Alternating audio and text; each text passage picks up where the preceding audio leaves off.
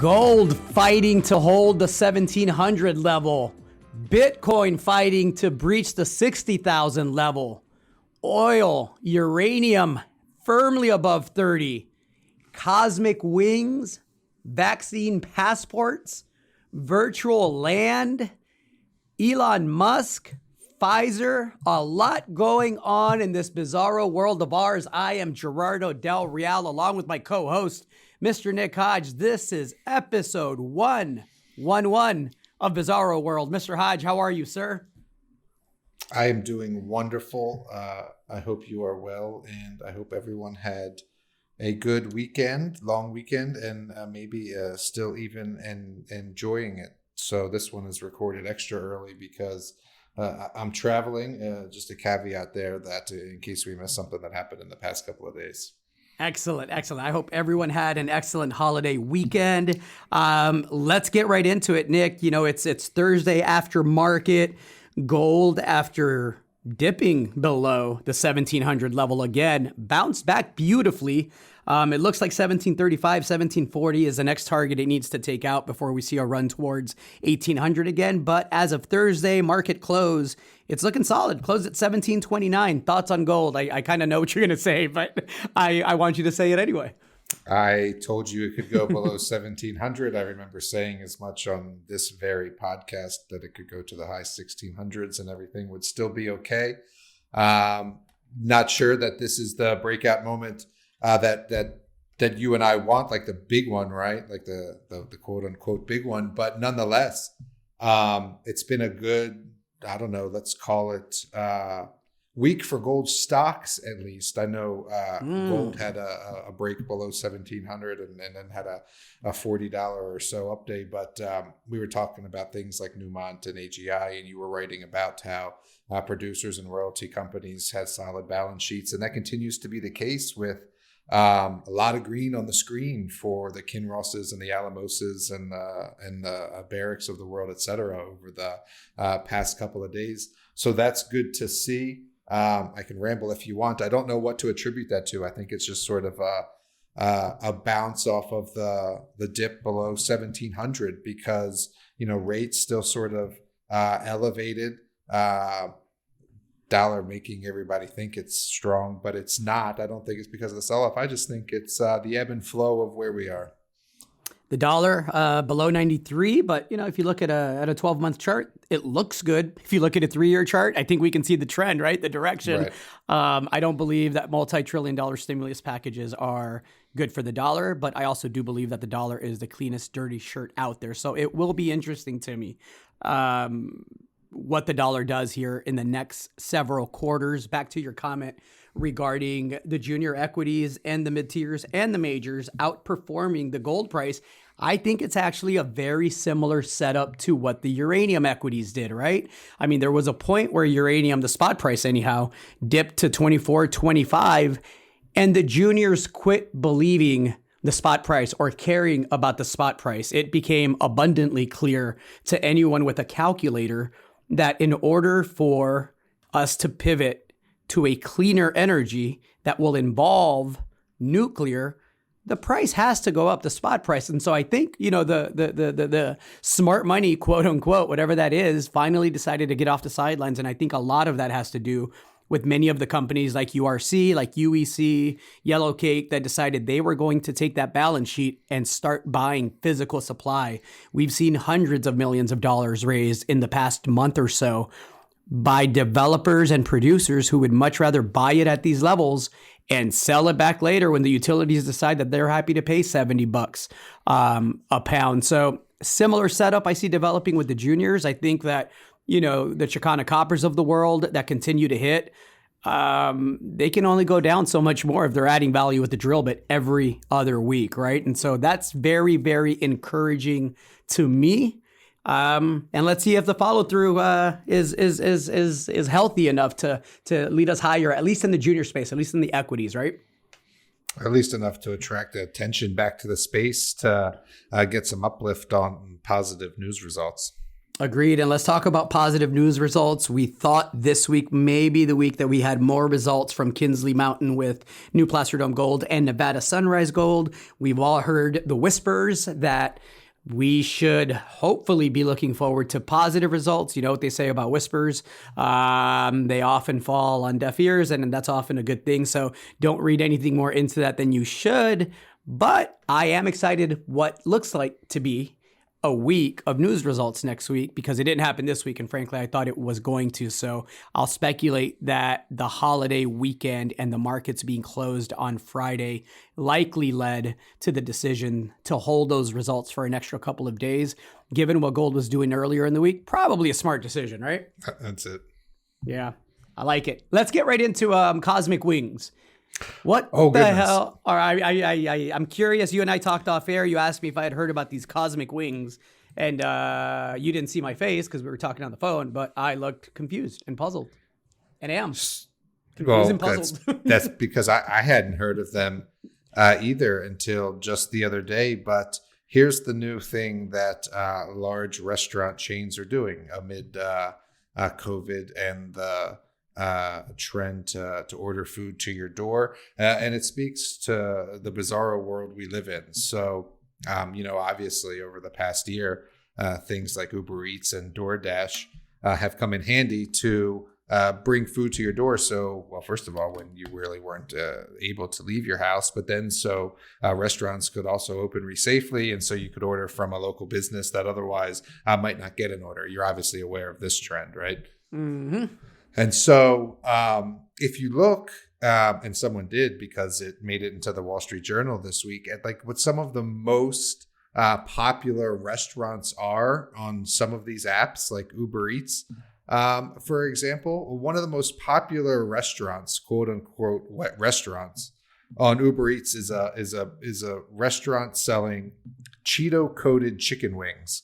It's like crushed up neon Cheetos, and that's like the breading for the chicken wing, and the restaurant's called Cosmic Wings. Good reviews, obviously very popular, except that it's Applebee's. And so what these restaurants have figured out is that if you can, and it's called a ghost kitchen, you can set yourself up as a ghost kitchen, create a brand out of thin air and make it look like a local brand or an independently owned restaurant, and specialize in one type of food. So there's multiple restaurants doing this now, but the go-to example is the Cosmic Wings and the Applebee's. And maybe I'll write an article about this, but to me, and I'd love to hear, I guess, your opinion, that's some really like capitalistic and I don't know. It was just interesting to me to see that Cosmic Wings was owned by Applebee's, and they're fooling people into thinking it's some independent wing restaurant. Somewhere in America sits a prisoner in a state or federal facility wanting to sue these people, likely for stealing what I imagine is a typical Friday evening when your commissary comes in and you have Cheetos and you have wings, but you don't have very many other options. This sounds like prison gourmet to me. Well, they're making hundreds of millions of dollars. So, for example, Chili's has one as well. Chili's craft restaurant, let's call it, is called It's Just Wings.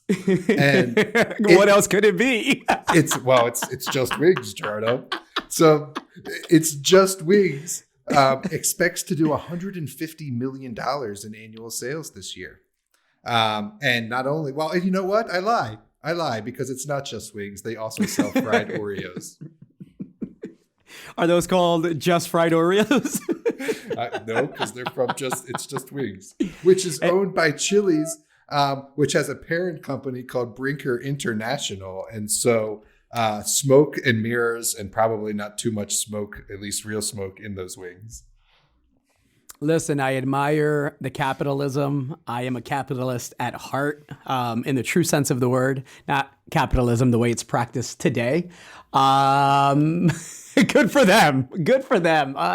It is what it is, right? Red Robin has one called Chicken Sammys. And Outback Steakhouse has one called the Wing Department.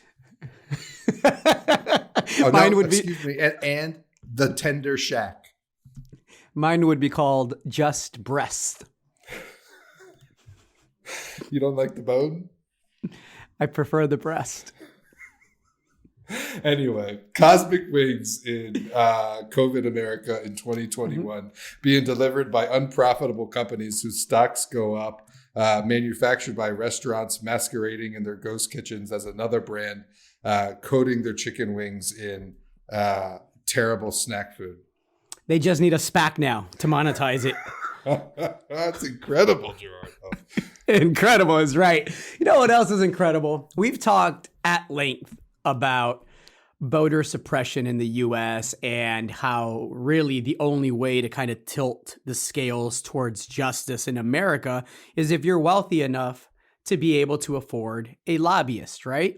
And we saw a classic example of that this week with Texas, the state I live in and call home, and Georgia, both introducing legislation that is designed to restrict, not enhance, restrict voter access. And of course, the provisions in these bills and laws, of course, they target lower income communities, oftentimes communities of color, but be very clear. There are whites and blacks and Mexicans and Asians and all sorts in the lower income community. I can tell you that because I grew up in a lower income community with, many types of people.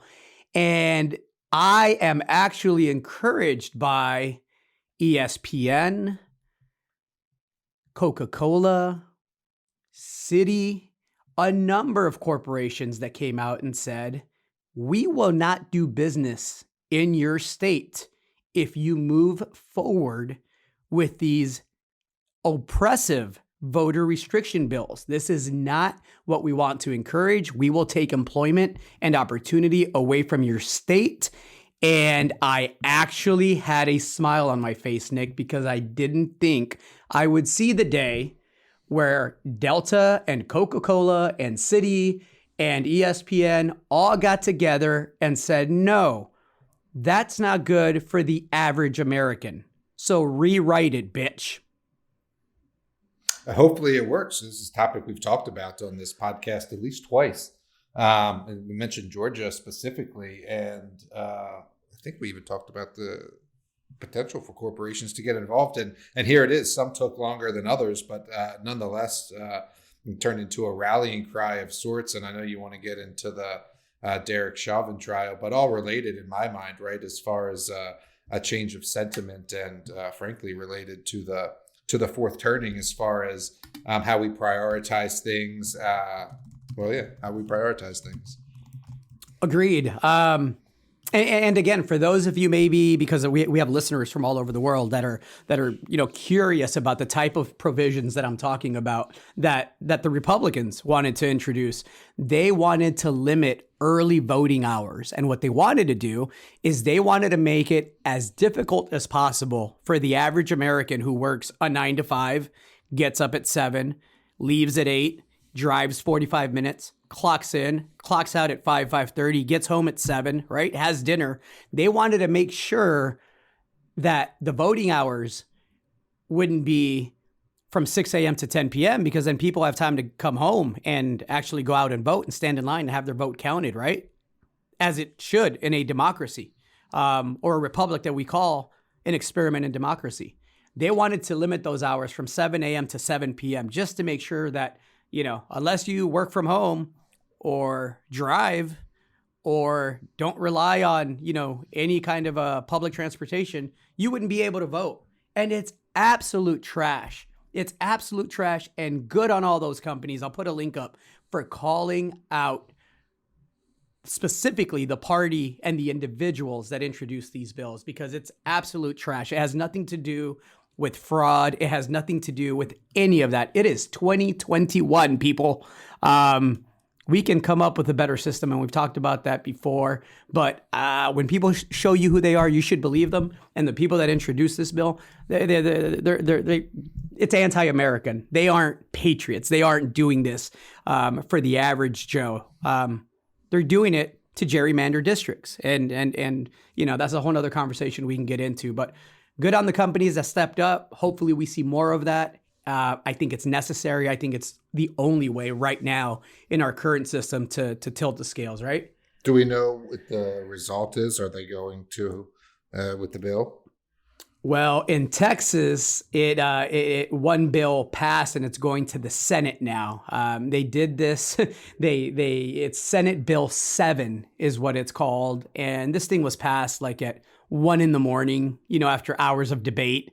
And so, Governor Dan Patrick, this is a signature bill for him where he says it's designed to address areas throughout the process where bad actors can take advantage. And it's, again, the hypocrisy, right? The hypocrisy. Governor Patrick is going to tell us that he knows the areas where there's bad actors, right? Guess where those areas are, everybody? The places that don't contribute to the tax base or to Mr. Patrick's campaigns. Sure. And again, good on the corporations, many which lean right, for stepping up and saying, hey, we donated this much to your campaign. You're going to rewrite that. We'll see what the final versions look like. There's been some modifications to the original bills. I get upset that they even tried to pass this in 2021, right? It's absolutely nuts to me. That's all I got on that one. Let's switch gears a little bit. I want to talk vaccine passports because this is an interesting discussion to me. So I got my second shot, fully vaccinated, excited as all heck. Happy to be out and about in the world again. Happy to hug people again. Looking forward to all the pleasant delights that come with being free, right? Freedom. And so I am all for that. I can't wait to get back to indoor concerts and comedy shows and all the other things that we did over a year ago. So when I see the reaction from both the right and the left to vaccine passports, it's interesting to me because the concept itself isn't troublesome to me as long as it's not mandated. But it is troublesome to me if we're going to have a system where it's required in order to do certain things, right? And so I would love to hear your take on vaccine passports, Nick, because I have my own thoughts about it, but I want to hear what you think about the possibility of government mandating a person to have a vaccine passport so we know what the vaccination status is so that people can either travel more freely or go to larger events. I've heard arguments that this is class warfare at its finest. I've heard other arguments that, this is the way that we get to a new normal. You know how I feel about government getting involved with telling us what the new normal is. Your thoughts, Mr. Hodge? We could just all get a chip that has our vaccination status on it, stores our NFTs, which countries we're allowed to go to, etc. Of course, that's the extreme, but you gotta stand up against mandates like this when it comes to how you look at them as a gateway to a dystopian future, or how it relates to people's fears of the government's overreach, mismanagement of data, and exactly why you would need to show your papers in the United States. And so not anti-vax by any means. I've already got the first jab, but to take the step to say that everyone is required to show some sort of health record or vaccination record, to me is a bit egregious, I think. And so as a libertarian, especially,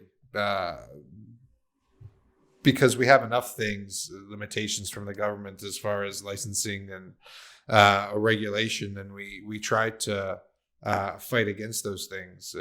We're more for autonomy and responsibility of the individual. And I believe that as evidenced by the data, individuals are taking this responsibility seriously. I think the numbers are changing very fast because it's multiple millions of people getting shots daily now. But at last check, it was well over 1 in 3 eligible Americans or adults had their first shot. And so, if we get to a place where we know the data is such that so many people are vaccinated, and we get to a point which we're close to now where the infection rates and hospitalization rates are going the right direction. We have a better handle on the disease. We have not just vaccines, but therapies emerging as well for primary strain and the variants. And so I don't think we need to use this as an excuse to, again, have another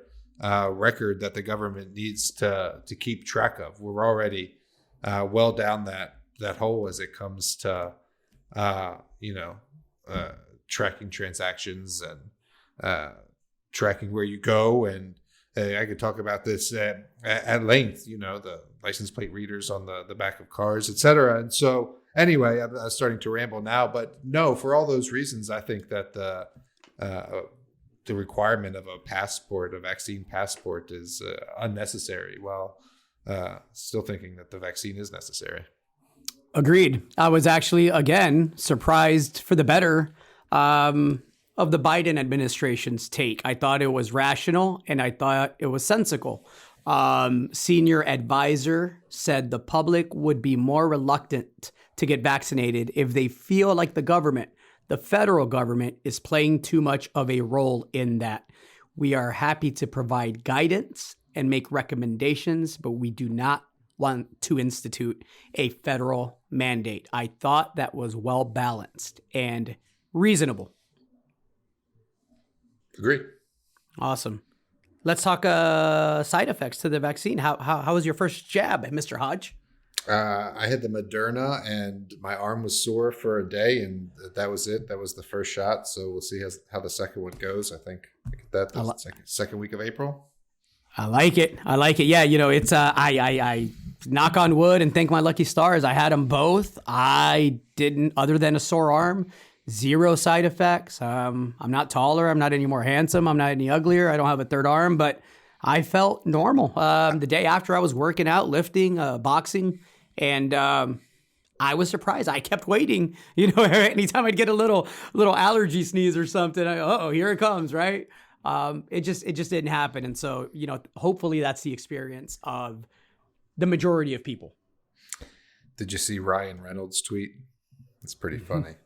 He's go ahead. Tweeted a picture of himself getting vaccinated, and his caption was, "I finally got the 5G." That's very similar to my favorite one. Somebody tweeted, ever since I got the vaccine, I no longer need Microsoft updates. That's funny. Yeah. Let's talk the George Floyd case, the trial of Derek Chauvin, the Minneapolis police officer who put his knee on the back of Mr. Floyd's neck for over 8 minutes.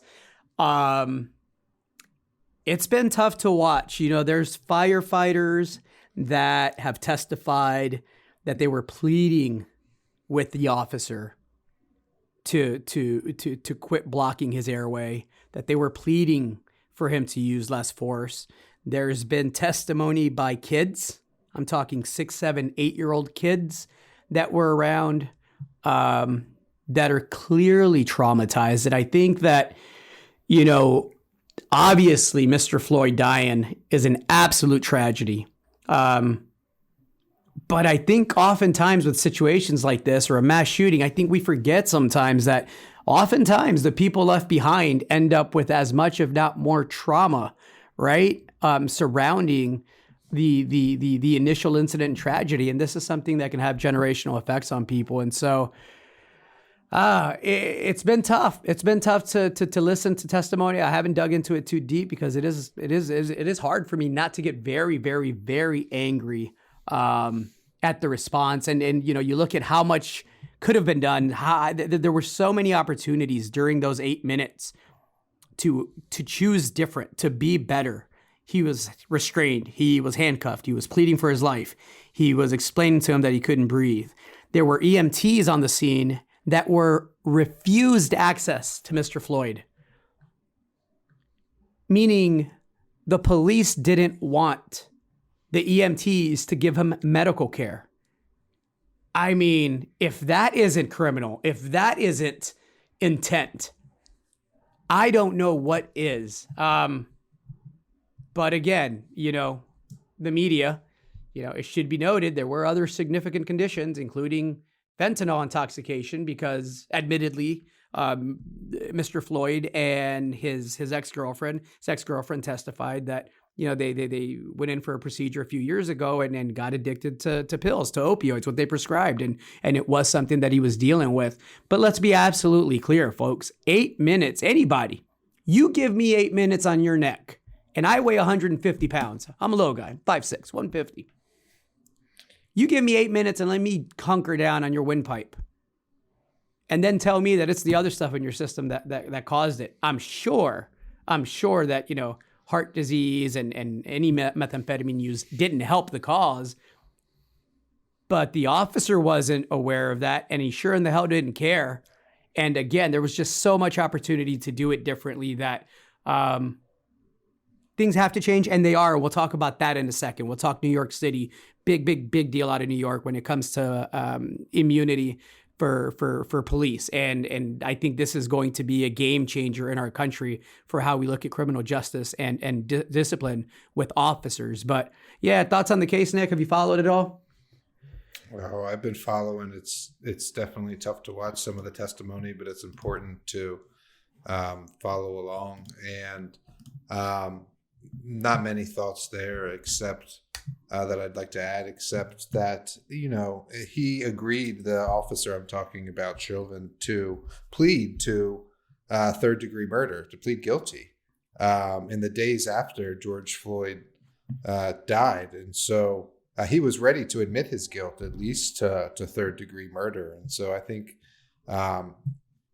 if you're listening, you got to take that into consideration when you think about this case. And it was then Attorney General Bill Barr who stopped that deal from going through. And so if the police officer himself was prepared to admit guilt to at least one of the charges, and the other ones in the case are manslaughter and second degree, then I think that tells you all you need to know. And what I was saying earlier when we were talking about the voting laws was that it's sort of related, more than sort of, actually, because it's like a sentiment thing. I think for years and years and years we've been disappointed at the conclusion of cases like this, and it's been more of the same as far as frankly a lack of accountability for police officers. And so at a point that has to change, and I think this case is very symbolic, so I'm very interested to see the outcome.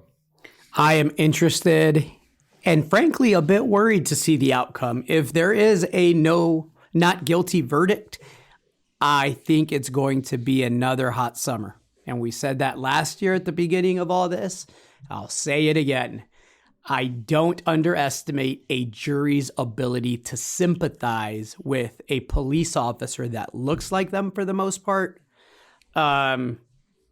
Especially when you have an attorney, as this officer does, that is hell-bent on attacking the dead guy, right?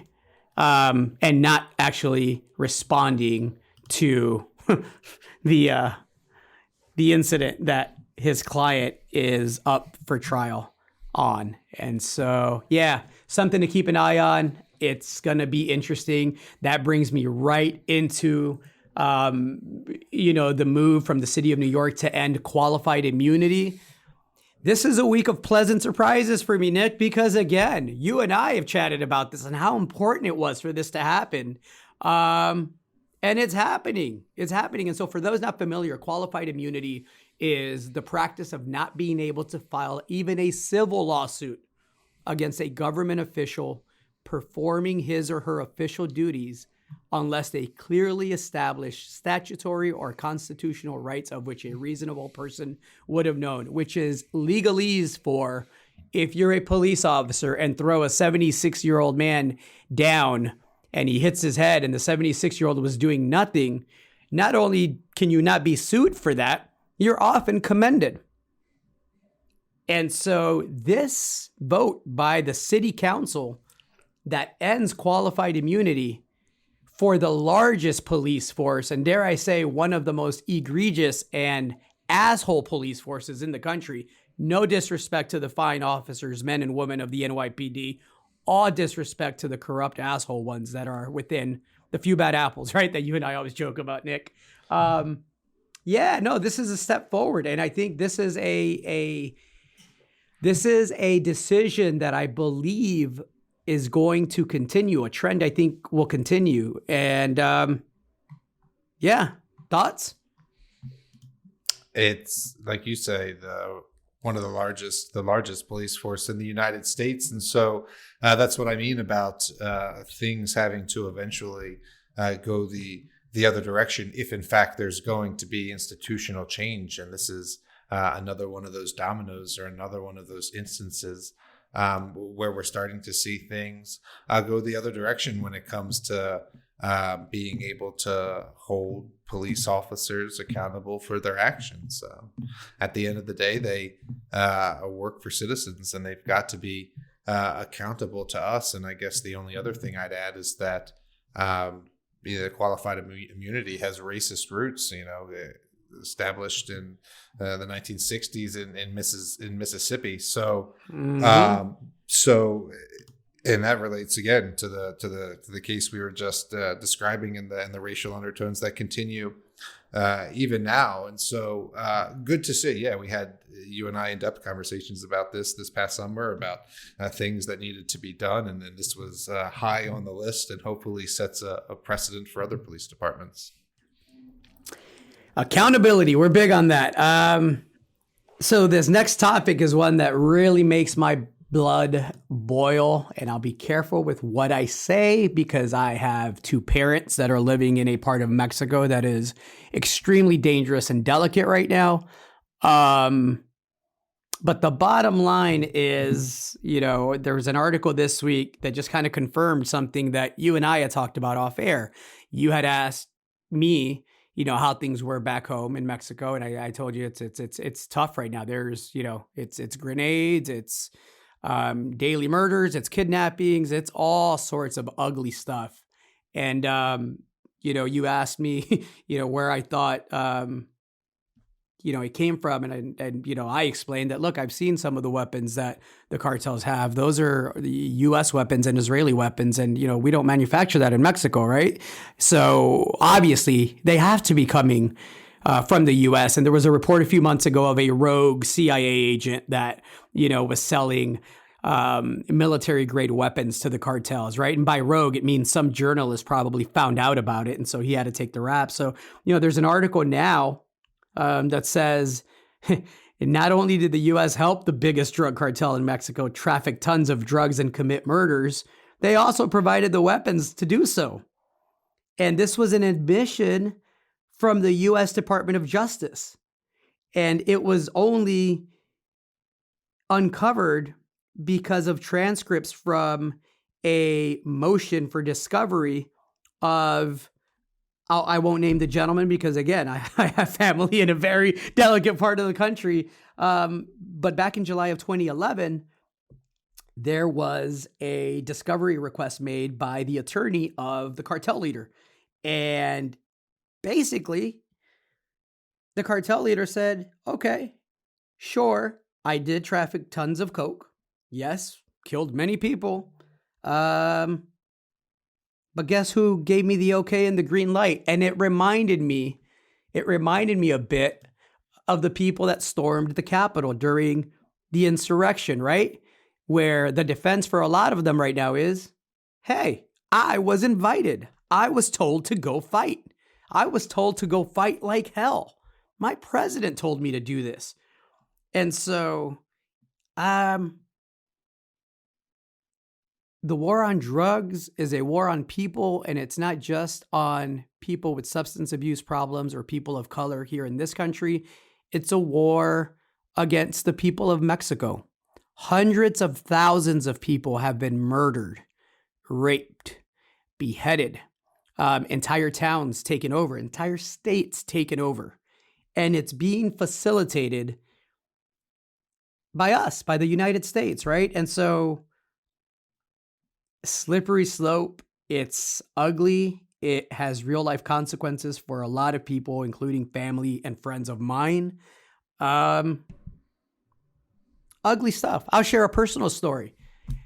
We have a family friend, again, who shall remain nameless, who we don't know whether to mourn or not, because several months ago, I was told that he was dead. He was taken and never came back, and so presumed dead, right? Found a body that resembled his, chopped in pieces. And then like a month and a half afterwards, I'm told by someone else that, well, we think maybe he faked his death. And so I'm sitting here in my home office thinking, well, wait a minute, this is somebody that I know well, I've known for a long time. Either way, it's ugly, because if he did fake his death, then who's the poor bastard that got chopped up, right? Sure. And so just a nasty, complicated situation that is really, really, really being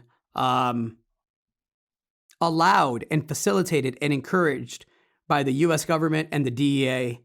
And we saw this in Colombia in the 90s, and in the early 2000s when they were chasing Escobar. And, later on, we found out that a lot of the people under the mask, they weren't Colombian paramilitary. They were DEA and hit squads, right? Secret Service, CIA hit squads.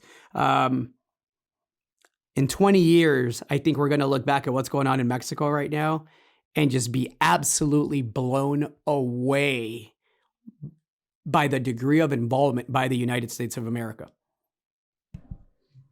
I don't doubt you one bit, given America's history of nefarious intervention in foreign locations, one of which you clearly cited there. And I'm no expert at all, so I'm not going to weigh in, and I don't have the firsthand experience or connections as you. So I further won't weigh in, but what I will say is that it's clearly not working, right? It hasn't worked. The war on drugs has been a proven failure. And so for me, the question or what I wonder is, where this policy comes from. And, I get maybe wanting to destabilize neighbors, but I don't get wanting to pursue a policy that leads to, has led to record amounts of Americans dying from drug overdoses, which we had another record for in 2020. And so that's what I don't understand.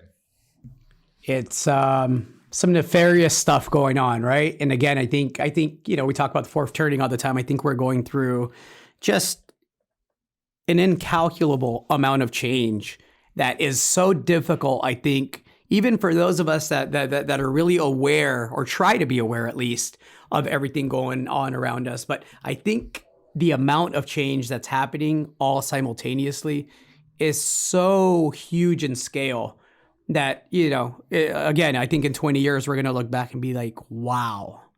Well, We're talking about the war on drugs at the same time as you can take meetings for psilocybin stock deals, right? And so it's there you go. Yeah. Let's talk happy news. That was a back-to-back tough stuff to talk about. Elon Musk, the world's best billionaire troll, is at it again. This week, using the power of the tweet, he announced that he would donate $30 million, $20 million to schools in Cameron County and $10 million to revitalize downtown Brownsville, right on the border. And of course, for those not familiar, this is home to one of the company's rocket production facilities and close to its launch site. And so, Elon says, I want people to move down there. I want downtown to look nicer. I want people to know that if you move your family down here to work for Tesla, the school system will be adequate. And again, like the corporations stepping up to Georgia and Texas, like, the ending of qualified immunity for police officers in New York, if that sticks. This is a great example of someone not waiting for the city to get its act together, but saying, here, I am going to light the match that should force you in the right direction. Because now people know you got $30 million and you better give us something in return, right? Good stuff. When you're one of the richest men in the world, you can throw around millions like that. And good to see that a lot of billionaires are committed to philanthropy and, putting that money to use to affect good change. Agreed. Musk tweeted, please consider moving to Starbase or the greater Brownsville, South Padre area in Texas and encourage friends to do so. It will grow by several thousand people over the next year or two. And I tell you what, Nick, I got back from a trip last weekend and got a chance to drive, because it's right by the airport here in Austin, drive by the Gigafactory. And my Lord, is this thing massive. I mean, just massive. It's hard to put into words, because the feeling when you're driving by is just, obviously 5,000 jobs. The postings are already going. Austin is already one of the hottest cities in the country, but the scale of this Gigafactory was pretty impressive to see in person. You drive by for minutes? You can drive by, I don't know if for minutes, but you're pushing a minute. It's pretty neat. What else is pretty neat? Let's talk a bit more about the vaccine. Pfizer announced that a trial of 2,000 children for its vaccine provided 100% protection and 0 side effects. And so that is a positive, happy story that I am, and again, if you don't want the vaccine for your child, completely understand it. But for those that do, I am again encouraged and optimistic to see that it looks like sometime this summer, that's going to be a viable option for children under the age of 16, which again is another step in the right direction. And, on that front, I got to give it to the Biden administration. They've really ramped up this rollout. And look, here in Texas on the 29th, they announced everybody is eligible for it. Just make the appointment, get in line, and as soon as the supply comes on board, everybody can have it. And so, no, good stuff, some positive stuff to report on, right? Everything is, maybe not everything is a broad term, but lots of things are opening back up. I've seen lots of help wanted ads at breweries and restaurants and across the city on Instagram. Lots of people asking for resumes and things like that. So good to see. I think we're getting close to reopening, and we'll see how hot the summer is to allow us to get outside. Agreed. You want to talk about virtual land? Can't believe I have to. It's 2021, Nick. The writers are hard at work, as you say. Can't believe I have to. So, not that we didn't see this coming. We've talked about the precursor to this. It's probably been over a year ago on this podcast when we were talking about games that your sons play. For example, remind me of the mining game. I'm so old. What's it called? Minecraft. Right, where you could buy, people were building buildings and you could sell those things to other people who didn't want to spend the time to build them themselves, right? You remember all this. So that's sort of like the precursor to buying virtual land. And then, of course, we had the things on the blockchain with the crypto horses, et cetera. And more recently, the NFTs, the NBA with Top Shots, and then selling, videos of slam dunks, for example, and then there being a market for that. NFT, of course, non-fungible token. You can own a moment stored in the blockchain, tokenized, as it were. And in the past week, and you talked about Beeple, right? The NFT painting selling for $69 million, I think it was. And of course, last week we talked about John Cleese and his bridge, his virtual Brooklyn Bridge that he had for sale. That, of course, Jeff Bezos' foreskin was bidding on. And had to get that one in there. So this week I was reading about virtual land sales, and of course, Gerardo, hard assets are going up in price, like real estate, like housing, like farmland, because they aren't making any more of it. I know the market is very hot in Austin. It's hot here in Spokane. And I've heard from people in other states and cities that have been unable to acquire a house even above asking price. And so it's a thoroughly hot real estate market. But did you know that you could also buy virtual land? NFT land, Gerardo. Even little old me can do this from the comfort of my own home? Old you can do this. So I got to read because I don't even understand. There's different communities, right? Different places where you can go, like Top Shots, for example, for the cards I mentioned. But in Decentraland, you can buy a plot of land for the average price is 16.6 Ethereum. And in the Sandbox, which is an open gaming metaverse, I can't believe I'm reading these words. Hold on a quick second, Nick. I got to qualify this. I want to make sure I'm hearing this right. You could buy it for how many Ethereum? So it says that the average land price in Decentraland is 16.6 Ethereum. And each Ethereum is like 2,000 right now, just to be clear, right? everybody. Okay. All right. I just wanted to make sure it wasn't me, crazy old me, hearing wrong. Yep. So far, over 330 million US dollars have changed hands in virtual land assets. And let me just read you this paragraph because it's crazy. So, real estate buyers who are sitting on heaps of distressed properties in the real world are pushing up the value of virtual lands, where there are no confinements, curfews, or other limitations to visitors entering the shops, clubs, and casinos. Since January, the average price of virtual land has jumped from 192 US dollars to over 1,300 US dollars, peaking at $3,500 10 days ago. And so, this is something that I don't understand. So you have to research this more on your own. But how do you buy something that you can, make more of? I get that there's a chip shortage, but how are we quantifying this digital land, et cetera? It doesn't make a whole lot of sense to me. Meanwhile, kids in Flint, Michigan still don't have clean water. It's crazy. No, it's crazy.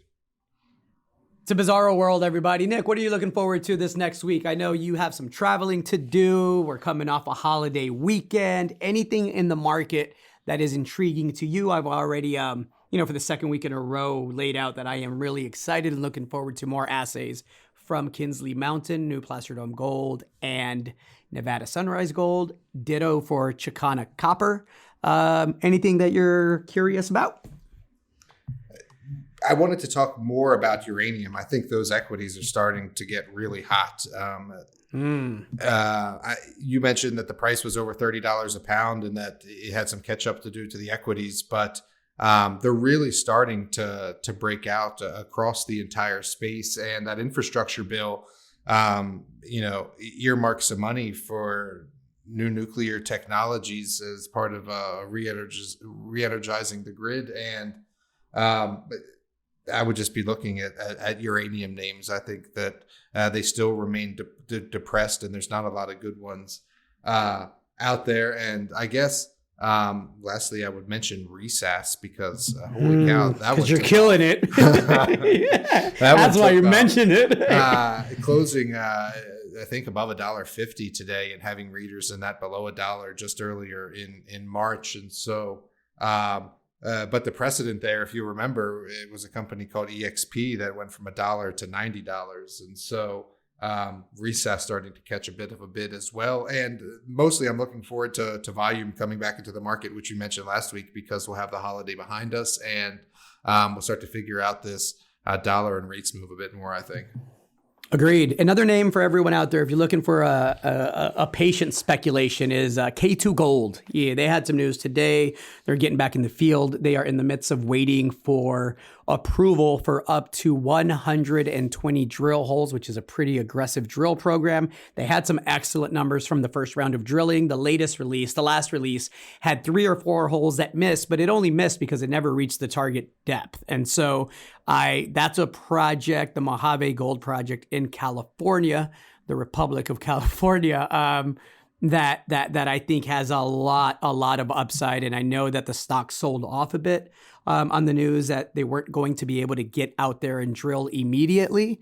But I believe at these levels, it is a great speculation. And, everybody knows I believe we will break out to new all-time highs in the gold space, and that'll happen. And I would hate for people to buy it at $1 and be excited when you could buy it at 36 cents today and be excited.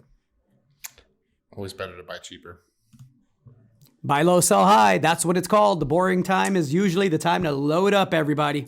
That's it. And you've got some opportunities now. Absolutely.